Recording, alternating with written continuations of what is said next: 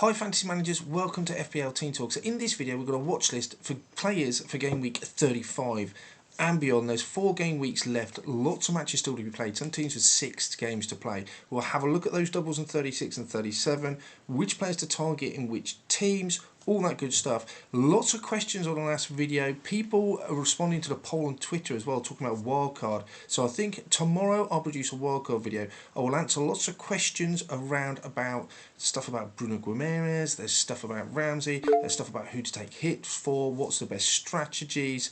All of that I think I'll do at the end of the wildcard. It's just too much to cover in this video.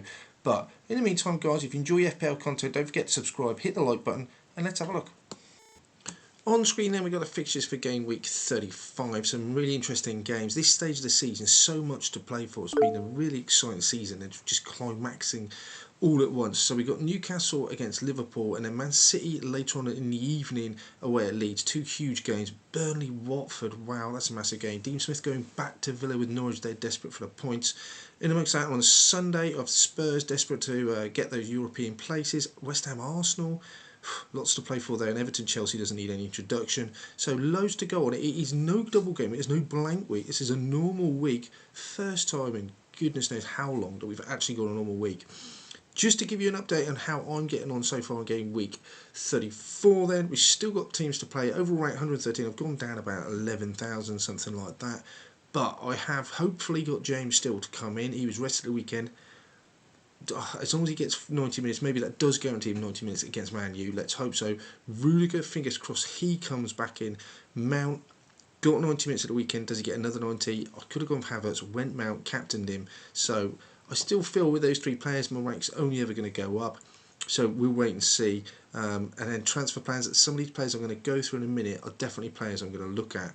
But at the moment, up in the air, not a bad week. Could go either way. We've got 3 Chelsea players still to play away at Man United. I'm still quite hopeful and optimistic. So rest of the season then, these are some of the teams that I've picked out. Not every team, but these are some of the teams I think I'll be interested in. Leicester just have that double in 36, double in 37. That was great. Finishing the season against Southampton at home. Then also we've got Palace. Defensively look a lot better going forward these days. But again, what a great double in 37. Perhaps a less appealing if you're thinking of free hitting in 37. Because outside of that, Southampton away won't be easy. Man U at home, again, not an easy fixture, but that Watford one does look appealing.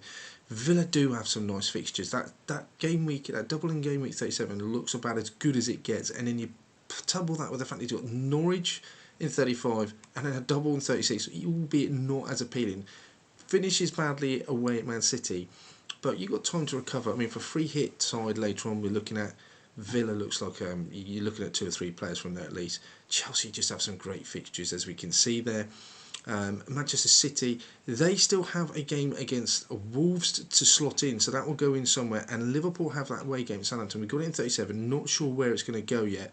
But again, Liverpool, Man City you'd say you got the slightly easier run in, but both those sides just cut above everything else. Otherwise, we've got Wolves with that Man City game away. They've got some difficult fixtures. They've got Brighton at home, Norwich at home, Liverpool, Man City and Chelsea away. That does not look nice. Tottenham got lots to play for still, and again, a couple of decent home fixtures. The double in 36, so maybe good to hold on to those assets. Watford have good fixtures, you'd have to say, but not sure really who you'd want to target from there. Southampton have that Liverpool away game to rearrange, and Manchester United obviously had their game taken out against Chelsea, and they're playing that coming up very shortly. So these are the ties that I've really looked at that I think I want to target. Again, not everyone there. I'm absolutely happy to look at Leicester. I think they're a decent side. We looked at them last week. The only problem is who do you play and who's going to get the minutes. I think we need to find out from that Roma leg really to see what state they're in the second leg to find out who might play. Man City, yes, good assets. So much to play for. They're just going to be putting out pretty much the strongest side every week, you'd imagine. Same with Liverpool. Blanking in 37 unless that Southampton fixture goes in. Chelsea, great games to play. Palace, decent game in 37, so lots to play for there. Villa assets, definitely interested. And there's 1 or 2 sides I've just said no to. I mean, Wolves, I just don't. Rotation wise, they've got injuries. They don't seem to be free scoring enough at the moment. And then Southampton, Watford and Man U, just not interested in.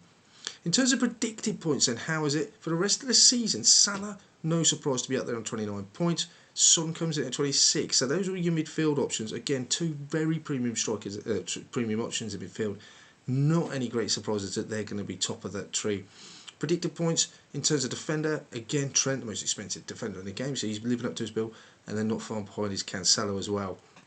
In terms of strikers, Kane, top of the tree again, he's got some decent fixtures, and then one that just sprung up a little bit out of the blue was Ollie Watkins. Okay, he's been absolutely nailed in that Villa defence, Villa up front, 7.4, decent price, 22 points.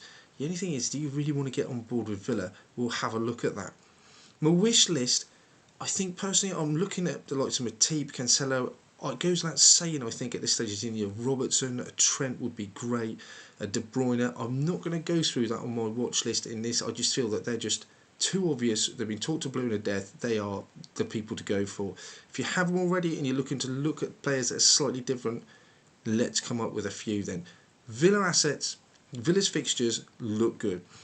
Last 5 games in terms of fixtures and goal involvement, Ollie Watkins only got 1 goal involvement in the last 5. His expected goal involvement is really low. 13 out of the last 14 he's played, so he's absolutely nailed. It's a case of, do you trust him with the fixtures over form? Because he certainly doesn't have the form. 0.26 is not a great GI. The only thing you'd say in his favour is there's not many other strikers that you could possibly go for that are as appealing, as nailed as Watkins. Mateta sort of screams out a bit, but again, he hasn't got the sort of game time Watkins has. At home to Palace and Burnley, Norwich as well. It is hard to ignore those fixtures. Striker playing up front and any side against those could be peeling. Coutinho's expected goal involvement looks, again, not great, 0.23. He's obviously playing in midfield. No goal involvement in the last 5. Villa obviously lost 4 out of the last 5. Got 0-0 clean sheet against Leicester. Coutinho absolutely nailed on though. In terms of the sort of predicted points, Coutinho's right up there though for the rest of the season, and not surprising again looking at those fixtures. One player possibly I'm looking at is Matty Cash, absolutely nailed. Look at that, he's got 34 games he's played, every game this season. Expected goal involvement not very high, no involvement. But with those fixtures, you've got to be expecting some clean sheets, and it doesn't get much better than someone who's played every single game. So for me, out of all of these, Matty Cash looks like a possible bringing in for me in terms of defence, especially when you've got the likes of Kilman or someone like that in the Wolves defence who are shedding goals and not playing. So Matty Cash looks like a really good option for me. Last 5 games, they are the 4th in terms of expected goal against, so 4th tightest defence in the last 5 games. So that was quite nice. And then you're playing Norwich, away at Burnley, not saying that'd be easy. Liverpool at home, anything would be a bonus in that game. But Palace and Burnley again in that double game week, that looks like a nice set of fixtures. The other team that I really enjoy and looking at is Crystal Palace. The obvious choice here is Zaha. He's played the last 10. He just, as soon as he's fit, he plays 90 minutes every game. He's in. It's on pens as well. Only thing I'd say, he's got 2 goal involvements in the last 5. That's fine. His XGI is just not great again, 0.33. But Southampton conceding goals, Watford at home, then the double in 37. If you're not free hitting, he could be a really good option, I think, Wilfried Zaha. Mateta as well, 6 out of the last 8. 0.41. His actual expected goal involvement went down after last time. It was a lot better at 0.6. So he's not as impressive. But again, at 5.3, I don't think there's anyone else better in terms of strikers to be looking at than that price. Only 1 goal involvement in the last 5. And then minutes might be a concern for Mateta. And the last one, another one that I'm really interested in, Anderson at the back. In terms of their over the season, they are the 4th best team over the season. Villa was the last 5 games, but over the season, Palace 4th best in terms of expected goals to concede the least amount. Anderson, I think, got 2 assists in the 1 game, so that skews his sort of figures a little bit. His expected goal involvement's only 0.16, but he's played the last 16. He looks absolutely nailed. And Palace look tight.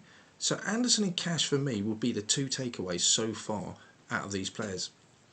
Okay guys, let me know what your thoughts are. Who are you thinking of bringing in? I've tried to avoid some of those premium players, the obvious ones. I want to go outside the box a little bit, looking at Matty Cash, looking at Anderson for good options defensively.